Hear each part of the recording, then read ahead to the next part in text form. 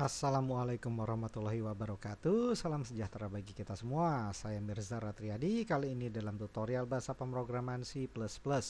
Di kesempatan kali ini saya akan membawakan materi mengenai multi-level inheritance. Jadi kita akan mulai mengenal yang namanya konsep multi-level inheritance. Apa itu konsep multi-level inheritance? Mungkin Anda pernah dengar yang namanya multi-level marketing alias MLM. Mungkin Anda pernah ikut ya MLM. Oke, jadi gini, multi-level inheritance itu adalah kalau kita lihat di pertemuan sebelumnya ya, yang namanya kelas itu kan bisa punya turunan, jadi kelas turunan.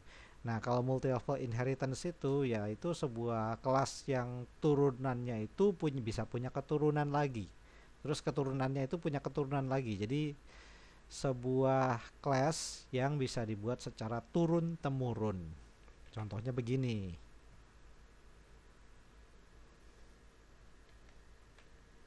Ada sebuah kelas utama, base class ya. Misalnya ini sebuah base class misalnya B1 misalnya. Nah, si base class punya turunan. Nah, ini kelas turunannya namanya T1. Kemudian si T1 ini punya turunan lagi. Namanya T2. Nah, si kelas T2 ini bisa punya turunan lagi. Namanya T3. Ya, inilah konsep multi-level inheritance. Jadi bertingkat-tingkat, kelasnya ini bertingkat-tingkat turunannya. Lalu apa bedanya dengan kelas turunan biasa? Ya sebenarnya mirip sih, hampir sama. Cuma bedanya dia lebih banyak aja kelasnya. Dan konsepnya juga sama. Jadi misalnya di base classnya ini ada beberapa variabel, kemudian ada beberapa function, maka variabel dan function itu bisa diakses oleh kelas-kelas yang ada di bawahnya T1 ini gitu. Dan bisa diakses juga oleh T2 dan sampai keturunan yang paling akhir. Mau beramo ini mau 1, 2, 3 turunan bahkan sampai 7 turunan misalnya, sampai kelasnya bisa sampai 7 turunan, yaitu tetap dia akan tetap. Nah, keturunan terakhirnya itu bisa mengakses semua variabel yang ada di base class-nya. Bahkan semua kelas turunannya, intinya berapapun jumlah turunannya, bisa mengakses semua variabel dan function yang ada di base class-nya. Selama member-member di base class itu di set sebagai protected atau public gitu. Paham ya? Mirip dengan yang pernah kita bahas di pertemuan sebelumnya mengenai inheritance. Ini kelanjutannya, inheritance berdasarkan multi level.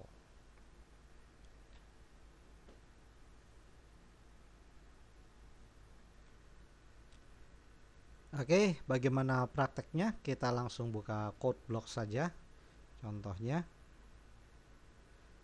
Oke, di sini saya buat sebuah project baru, new project, namanya inheritance 2. Sebelumnya yang ke-1 ya, saya bikin yang 2. Oke, kemudian saya tes compiler. Oke, sip, compilernya jalan. Oke, ini push dulu. Oke, saya buat sebuah class dasar namanya class kotak yang gampang aja.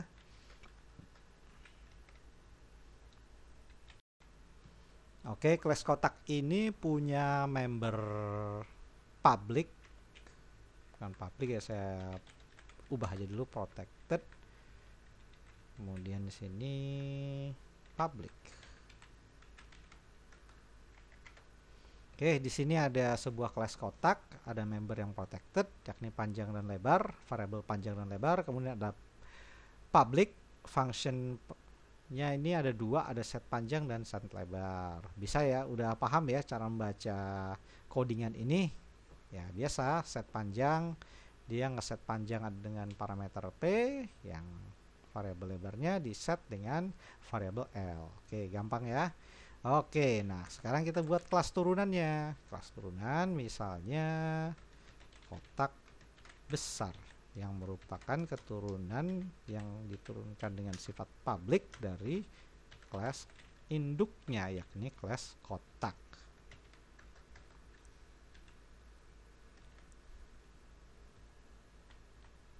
Oke, di dalam kelas turunannya ini, yakni si kotak besar, ada function untuk menghitung luas dari kotak, yakni isinya mengembalikan nilai panjang dikali lebarnya. Oke, jadi yang namanya kelas turunan, ya ini karena dia keturunan dari kotak, si kotak besarnya keturunan dari kotak, maka dia bisa mengakses nilai panjang kali lebar dari kelas induknya, yakni kotak. Oke, paham ya? Oke, di bawahnya ada kelas lagi namanya kotak kecil.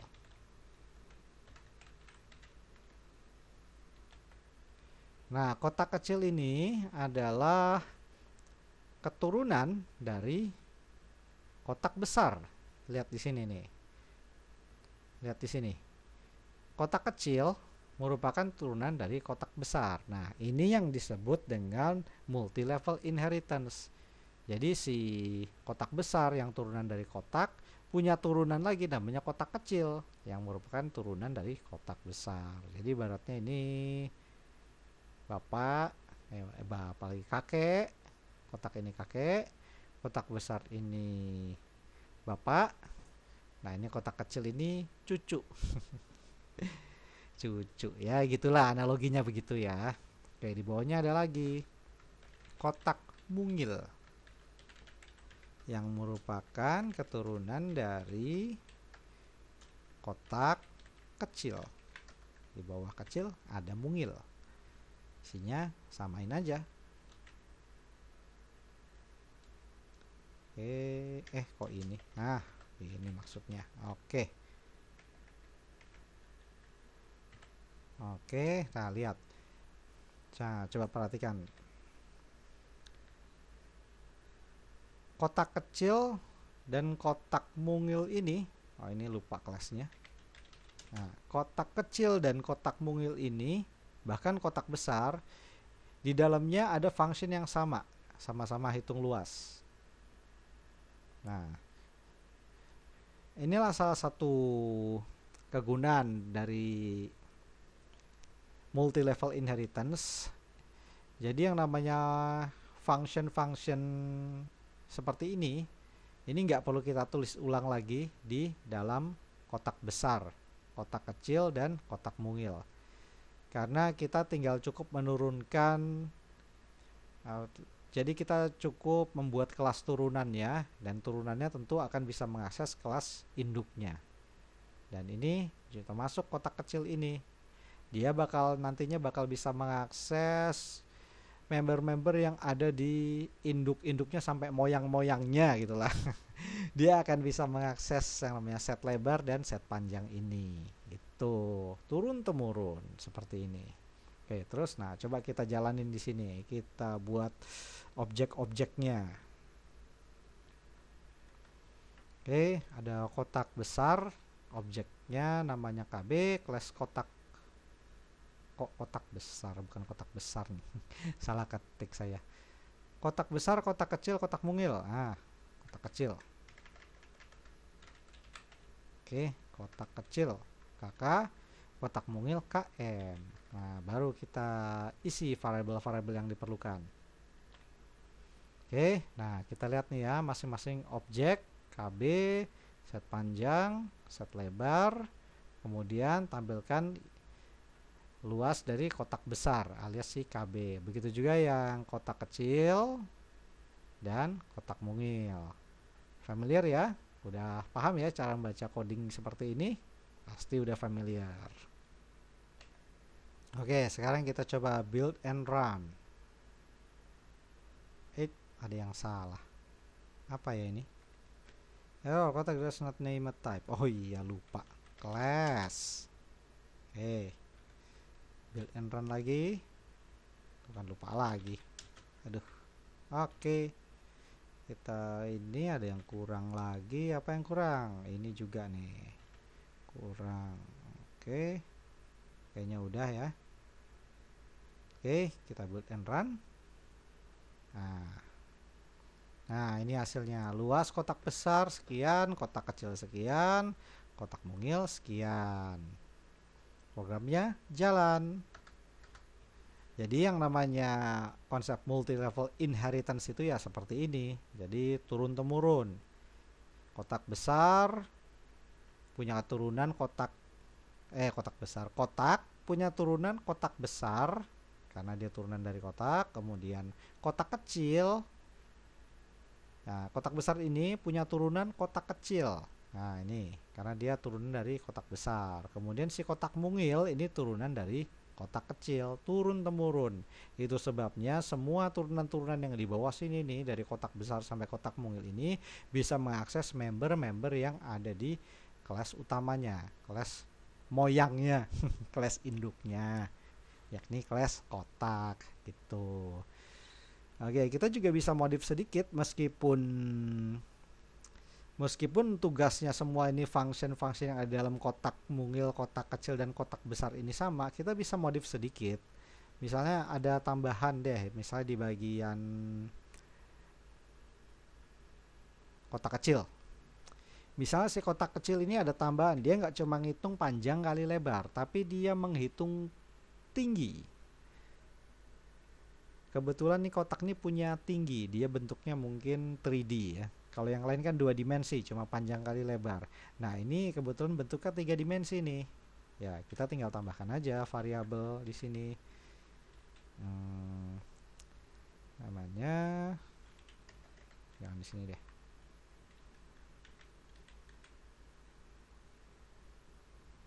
Ya di sini boleh.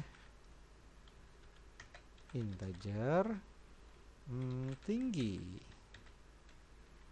Return panjang kali lebar kali tinggi. Oke. Nah, jadi dia akan di sini ada variabel tinggi dalam sini. Nah, coba misalnya kita set panjang, set di bagian mana nih? Kotak kecil ya, kotak kecil. Kotak kecil.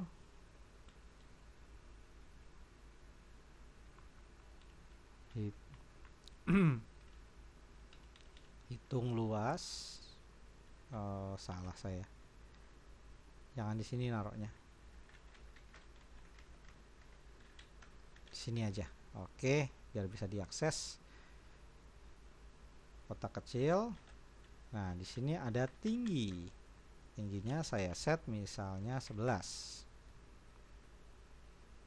Oke. Kalau kita build and run, nah dia jalan, nilainya jadi beda sendiri. Lihat, yang kotak kecil jadi 2376. Karena apa? Ya karena di sini ada tambahan variabel lagi. Nah, ini variabel tinggi di dalam kelas kotak kecil. Karena di function hitung luasnya nggak cuma menghitung panjang kali lebar, tapi dia menghitung sampai kali tinggi. Ya, yang kita ketahui ya, rumus yang mencari isi atau volume dari sebuah bidang, contohnya kotak, ya ini yakni panjang kali lebar kali tinggi. Begitu. Ya ini tambahan, variabel tambahan aja. Jadi sekalipun dia keturunan, tapi yang namanya keturunan itu terkadang kan punya sifat-sifat bawaan dia sendiri, bukan bawaan dari pendahulunya. Itu sama seperti manusia, yang namanya seorang anak tuh umumnya akan mewarisi sifat dari orang tuanya, entah bapaknya, entah ibunya, bahkan sifat dari mungkin kakeknya atau neneknya. Namun si anak itu juga punya sifat bawaan sendiri. Biasanya kan seperti itu ya. Memang seperti itu ya fenomenanya ya. Memang manusia punya sifat bawaan sendiri. Namun juga punya sifat turunan gitu. Oke, gimana? Gampang? Gampang dong, mudah sekali ini. Contoh yang sangat mudah dan sangat gampang.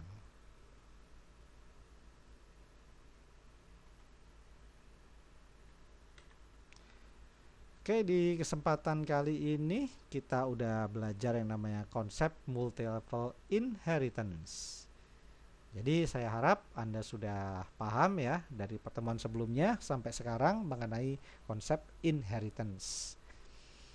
Oke, kali ini dari saya cukup sekian. Mohon maaf apabila ada kekurangan. Semoga penjelasan saya dapat berguna. Oh ya, jangan lupa subscribe kalau berkenan. Sampai jumpa di lain kesempatan dan wassalamualaikum.